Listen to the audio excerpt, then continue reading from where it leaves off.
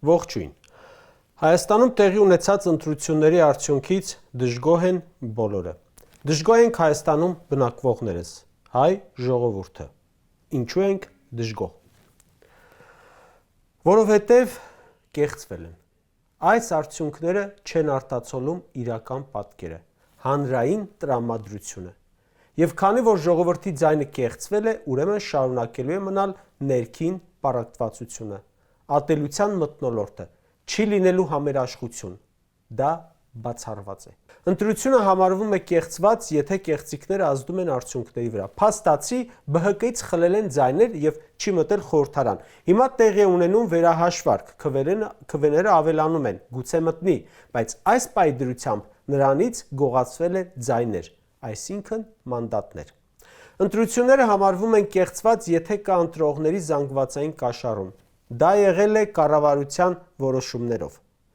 Բոլոր գործիքները, որոնք համարվում են ընտրակեղծիք, մեզ մոտ եղել են եւ ընտրողների ահաբեկում, քվեարկության գաղտնիության խախտում, ընդդիմադիրների համակարգային ճնշում,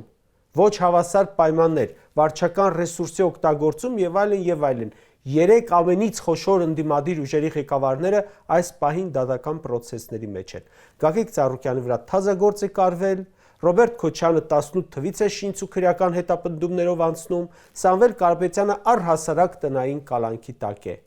Սա չտեսնված է։ Ու այդքան բռնաճնշումներից հետո ասում է, թե կրեցի։ Ում ես կրել։ Ոչ մեկին էլ չես կրել։ Ոնց ես կրել։ Ընտրական գործընթացը չի արտահայտել ժողովրդի ազատ կամքը եւ բնական է, որ հանրությունը դժգոհ է արդյունքներից։ Ընտրությունների արդյունքներից դժգոհ է իշխանությունը։ Երևի որովհետև չի կարողացել կեղծել այնքան, որ 50+% հավաքի։ Դա իրեն գլխացավանք է։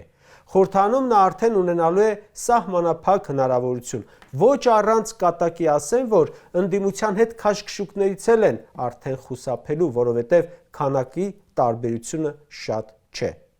Բայց այնպես չէ, թե շատ տխուր են, չէ որ ելի որոշ ժամանակով երկարաձգեց իշխանությունը։ Ընտրությունների արդյունքներից չի կարող գոհ լինել մեր հարևան Իրանը, որովհետև Հայաստանում մնալու է այն իշխանությունը, որը իր թշնամի Միացյալ Նահանգներին, ում հետ հենց այսօր պատերազմի մեջ է, ռմբակոծություններ են բերում է իր քթի տակ։ Ընտրությունների արդյունքից չի կարող գոհ լինել Ռուսաստանի Դաշնությունը, որովհետև որպես վստահելի գործընկեր չի դիտարկում Փաշինյանի կառավարությանը, բայց նաև չի ուզում բարեկամական հայ ժողովրդին որպես թշնամի վերաբերել։ Փաշինյանենք ստիպում են դա անել։ Ռուսաստանի Դաշնությունը դժգոհ է արդյունքներից, որովհետև շատ բացահայտ Եվրամիությունը, Միացյալ Նահանգները միջամտել են, խառնվել են մեր երկրի ներքին գործերին։ Երեկ էր Թրամփն ասում, որ աջակցել է Նիկոլի հաղթանակին։ Ընտրությունների արդյունքներից դժգոհ եմ նաև Եվրամիությունը։ Իհարկե շնորհավորում են Նիկոլին, բայց իրենք էլ են տեսնում այնքան կեղծիքներ են եղել, որ չեն կարողանում աչք փակել։ Միջազգային դիտորդական առաքելությունը արձանագրում է, որ քարոզարշավը աչքի է ընկել պառակտող ռետորաբանությամբ։ Հասկանում են, չէ՞, ում ռետորաբանությունն էր հատկապես պառակտող։ Ընդդիմության թեկնածուների եւ ակտիվիստների նկատմամբ բազմաթիվ քրեական վարույթներով, պետական ռեսուրսը Փաշինյանի հանրահավաքին տանելով, Եվրամիության եւ Միացյալ Նահանգների նշանավոր առաջնորդների Նիկոլին հրապարակային աջակցությամբ, ինչը արտաքին ներգրավվածություն է։ Փաշինյանը կիրառել է վիրավորական եւ հրահրող արտահայտություններ, սպառնացել է ընդդիմադիր թեկնածուներին, կառավարությունը սոցիալական աջակցություն է տրամադրել եւ այլն եւ այլն։ Այս ամենը նրանք արձանագրում են եւ չեն կարող չտեսնել, որ Եվրամիության քաղաքականությունը, որ Նիկոլի միջոցով իրականացվում է, հայ ժողովրդի հավանությանը չի արժանացել։ Կարող են կեղծիքով պարտադրել։ Ընտրությունների արդյունքներից դժգոհ է Ալիևը, որովհետև փաստացի նա պարտադրել է սրանց նոր սահմանադրություն, բայց Նիկոլը բավարար ձայներ չունի հրամանը կատարելու համար։ Բայց Ալիևը նաև ոգևորված է ընտրությունների արդյունքներով, որովհետև քանի դեռ Հայաստանում Նիկոլն է մնում, զիջումները երաշխավորված են։ Ինչպես արդեն նշեցի, Նիկոլ Փաշինյանը գողանալով ժողովրդի քվեն եւ իշխանությունը հայտնվում է մեծ գլխացավանքի մեջ։ Հայաստանին ու հատկապես նրա կառավարությանը սպասվում են մի քանի ճգնաժամեր։ Իհարկե, իր կառավարության մասով կասեի թքած, բայց խոսքը մեր պետության եւ մեր ժողովրդի մասին է։ Նիկոլ Փաշինյանի վերընտրվելու պատճառով մեզ սպասում է սոցիալական եւ տնտեսական ճգնաժամ, էներգետիկ ճգնաժամ, քաղաքական, պարլամենտական ճգնաժամ, ներհանրային ճգնաժամ, որովհետև քաղաքացիների կեսից ավելին Փաշինյանին չի ընդունում, ճգնաժամ Իրանի հետ, որը կարող է տեղի ունենալ այդ թրիփ կոչվածի հիմքում առաջին քարը դնելիս։ Ռուսաստանի հետ հարաբերությունները շարունակ վատանալու են։ Ռուսական պատժամիջոցները հայկական արտադրանքի եւ այն ամենի, ինչի կախում ունենք, սաստկանալու են։ Եվ այստեղ ուզում եմ շեշտել, դա վստահաբար կախված չէ Հայաստանում ընդդիմության հետ։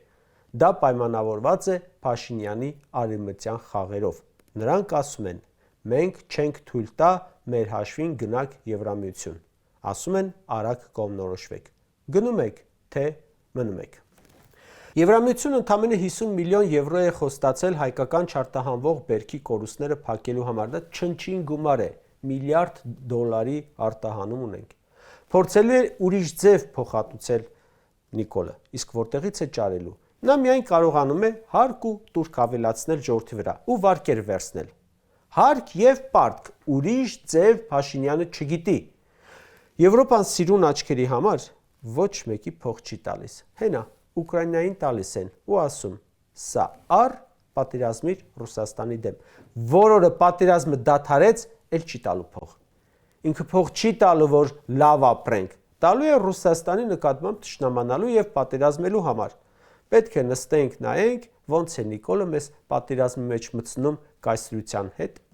թեկուզ Եվրամիության փողերով։ Էտա մեր ուզածը։ Վերադառնալով գյուղմթերքի համար իբր փոխհատուցելուն, եթե անգամ ողջ գյուղմթերքի համար էլ փոխհատուցում տա, ինչը իհարկե անհնար է, բայց դա ընդամենը չնչին է լինելու մյուս վնասների դիմաց։ Իսկ ինչ են անելու հոսանքի ու գազի հետ։ Չէ որ ատոմակայանը լիցքավորվում է Ռուսաստանի Դաշնության կողմից, չէ որ գազը Ռուսաստանն է տալիս, չէ որ միլիոնավոր հայեր են ապրում ու աշխատում Ռուսաստանի Դաշնությունում։ Միայն 4 միլիարդ դոլար տրանսֆերտ ենք ստանում, դա ինչպես են փոխհատուցելու։ Իսկ ցորենի համար, որը Ռուսաստանի Դաշնությունից է ամբողջ ներկրվողը, իսկ հեղուկ գազը, բենզինը, այսինքն կարող է Եվրոպան քեզ փող տալ, չնայած չի տա, միայն այս տարի մի քիչ։ Կարող է այդ փողը ձեռքդ ունենաս, բայց իսկ այս խնդիրները չկարողանաս լուծել։ Էներգետիկ խնդիրները այսօր Եվրամիությունն էլ ունի։ Նիկոլ Փաշինյանը գործունեության 8 տարում բերել է բոլոր տեսակի ճգնաժամեր։ Առանձին պատերազմել է բերել, ներքին ճգնաժամել է բերել, գործընկերների հետ ճգնաժամել է բերել, բայց հիմա բոլորը միասին է բերում եւ դրան ավելանալու է տնտեսականը։ Այդ ճգնաժամերը բոլորը մինչ այս վերաբերել են որոշակի թվով մարդկանց, շատ կամ քիչ։ Նույնիսկ պատերազմը չի վերաբերել բոլորին։ Ազգային խնդիրներն ու եկեղեցին անգամ մի հատվածի է վերաբերել։ Անգամ գյուղարտադրանքի արտահանման սահմանափակումն է այժմ մի հատվածի վերաբերում, բայց հիմա արդեն բերելու է տնտեսական ու էներգետիկ ճգնաժամեր, որոնք վերաբերելու են բոլորիս։ Կարճ ասած, Նիկոլը մտածում է միայն իր մասին եւ արեց ամեն ինչ, որ վերընտրվի, միայն իր համար լավ լինի։ Նրա վերընտրվելով երկիրը ժողովուրդը մտնելու են խորը ճգնաժամերի դեպրեսիայի մեջ։ Այն որ ասում էին Հայաստանի համար այս մարդու իշխանությունը սպառնալիք է, մի մասով ապացուցել է, մնացած մասով շուտով կապացուցի։